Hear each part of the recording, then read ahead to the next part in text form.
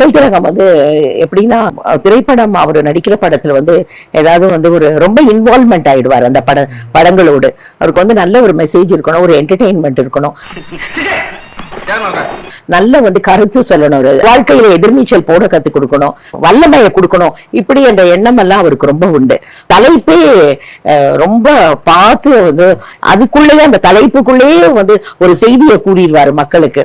திருடாது என்ற டைட்டில் நீங்க பாருங்களேன், அந்த காலத்துல 61 படம் வரும்போது அந்த வேற எந்த படத்துக்கும் அப்படி ஒரு தலைப்பு அமைந்ததா அப்படின்றது கூட ஆச்சரியம். அந்த தலைப்பு வைத்துக்கொண்டு நம்ம பட்டுக்கோட்டை கல்யாண சுந்தரம் வந்து அந்த தலைப்பு பாடல் ஒண்ணு, திருடாதே பாப்பா திருடாதே அப்படின்ற ஒரு பாடலும் அதுல இடம்பெறும். திருடாதே திருடாதே பாப்பா திருடாதே.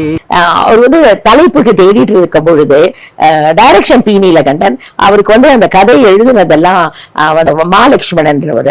சோ தலைப்புக்கே மக்கள் திலகம் பரிசு கொடுத்தாரு. நல்ல டைட்டில் யோசனை பண்ணி எனக்கு சொல்லுங்க, அதுக்கு நான் வந்து உங்களுக்கு 500 ரூபாய் தரப்போகிறேன் அப்படின்னு ஐயா மாலட்சுமணன் அவர்கள் சொல்லி அந்த திருடாதே என்ற டைட்டில் அவருக்கு ரொம்ப பிடிச்சிருச்சு.